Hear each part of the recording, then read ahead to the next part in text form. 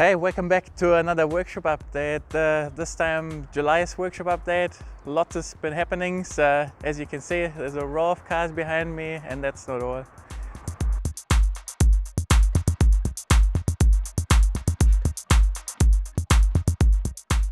The next to me is Nitesh's Evo 8 MR, which is now finished. That's been in the making for a little while as his engine decided to give up and has just had a completely fresh rebuild. We've just tuned the car and it's made about 313 kilowatt on its best run. The engine is built for big power, so in the future he'll be looking at further upgrades and maybe switch to E85. So the engine has got the 4G63 standard block. It's still a 2-liter. We've got Manly I-beam rods. That's the Turbo Tough series. We've got JE pistons, ARP 625 head studs, and in the cylinder head we've got HKS cams and Kelford Beehive valve springs.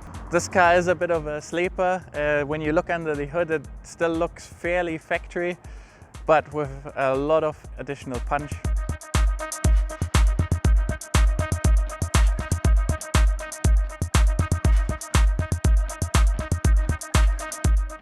The turbo in this car is a TD06 that is mounting into the stock location on the stock manifold. It's a direct bolt-on upgrade option that is available for these cars in all the Evo generations. That works really well and is a really responsive turbo. We've got a big front mount intercooler and made a custom intake. It's got already an aftermarket exhaust that we've completed to be a 3-inch all the way from the turbo back. Fuel system, we've got a Walpro 450 fuel pump that has been hardwired, and we are also running 1000cc injectors. The electronic package is with a Link G4 Plus, and it's also been set up with high-low boost, anti-lag and launch control.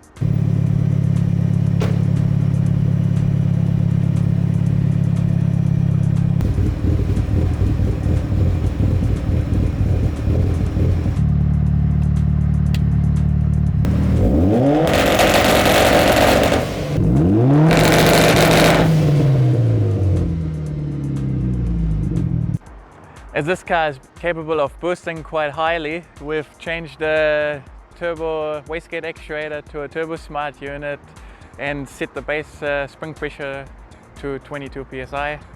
It's also got an analog turbo smart boost gauge, which Nitesh really liked the classic look of.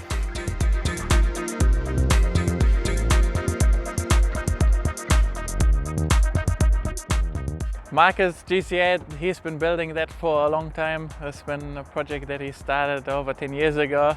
He's just brought it back into us to get a few repairs done in preparation for a cert and also for chrome. So we've just mounted his bucket seat properly, and we've installed an aftermarket steering wheel that has a quick release function.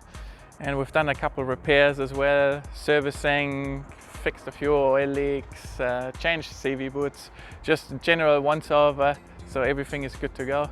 Previously we've built a long block for this car. It's currently running on E85 and is producing around 360 kilowatt to the wheels, so it is a real weapon. We've made a custom set of drive shaft hoops, which is a LBV certification requirement, and we've installed them to spec. So we've just completed Metz R34 Skyline, which has also been another big project. This car has been parked up for years in the shed and was an unfinished project that we've just completed.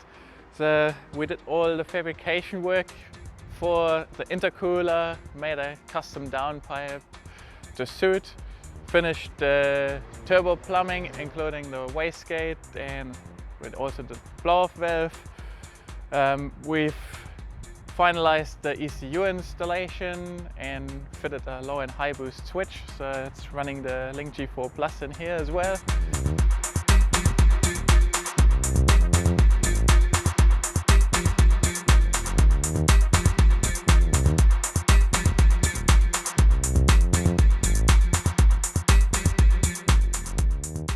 factory map sensor was limited to around 1 bar, which wasn't going to be enough in this case, so we have upgraded to a 3-bar link map sensor. We've also installed an aftermarket catch can that will help with the breathing of the engine. There were a lot of little repairs and bits of wiring to complete to have the car running and running well. Once that was all completed, we've done a PBMS tune and made really good power. The car's made 313 kilowatt on its best run and been trimmed down slightly to keep it safe on the road.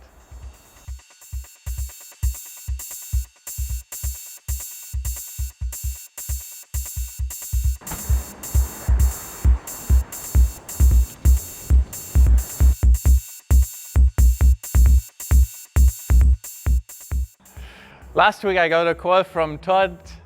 He had his Type R parked up for about 10 years. Originally there's been a whole lot of people working on it, trying to get the car to around 500 wheel horsepower, but the project has never been finished and there's been quite a few challenges.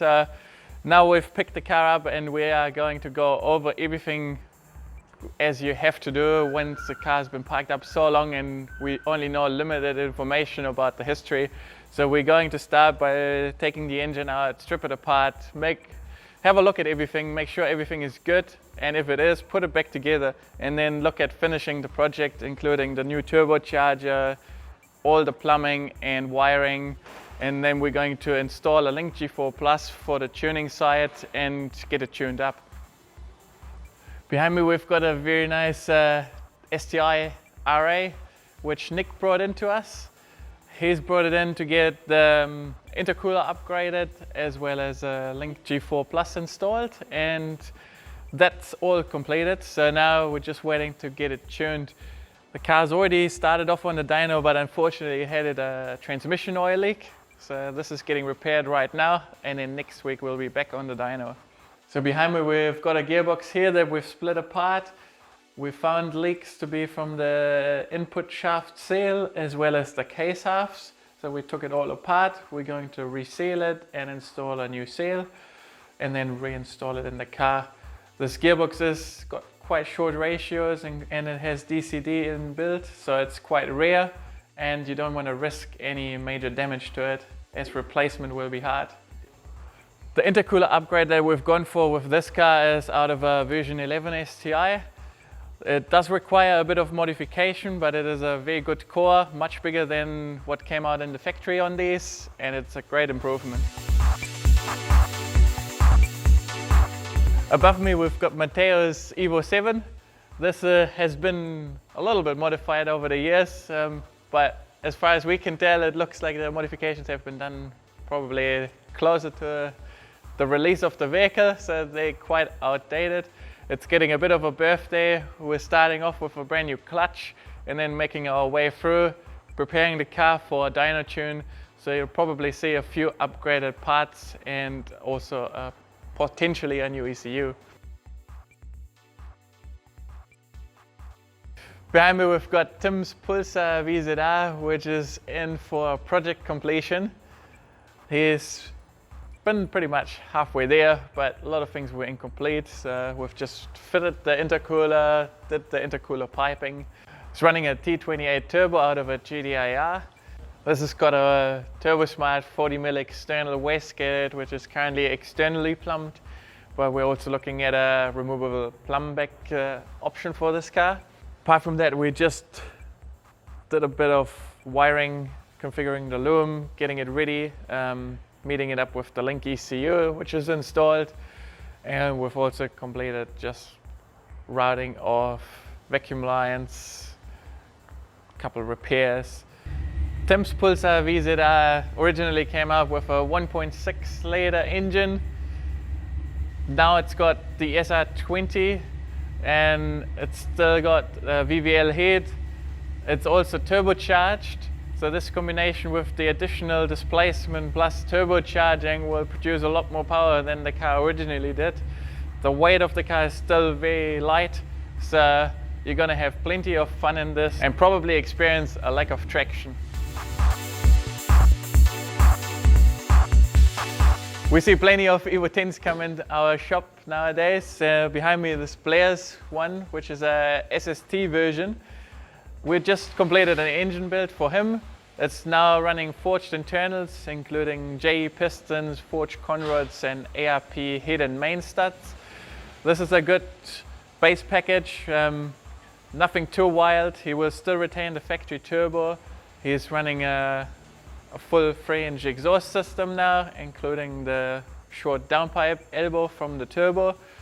It's got a TurboSmart actuator in here and an HKS intake system, and it's running a DW300 fuel pump. One of Blair's pistons melted previously, which required an engine rebuild. So once that happens, he had the choice to spend just a little bit more and get a much stronger engine using forged internals, so he can throw a lot more power on it in the future. If you're thinking about rebuilding your Evo 10 or you're looking for a lot more power, we'd definitely recommend going away from the factory pistons and rods, as they are known to be a weak point of this engine. If you are looking for big power, well in excess of 300 kilowatts, you would definitely need to look at making improvements to your block as well, which is commonly done by dart and sleeves or similar, because the factory liners are very fragile, they're very thin, and we wouldn't recommend running bigger power and bigger boost through them. Over here we've got another PBMS build engine that is coming close to its completion. So this started off as a EJ20, the single AVCS engine, which you'll find in the version 7, version 8, version 9, version 10. We've gone for a stroker option with this. This engine is running the JE stroker series piston, and it's running a factory Subaru 2.5 liter crank, which will make the displacement to around 2.15 liter. And it's running Argo forged conrods, ARP 625 head studs. In the cylinder heads there are Kelfoot 272 cams, as well as Beehive valve spring with titanium retainers.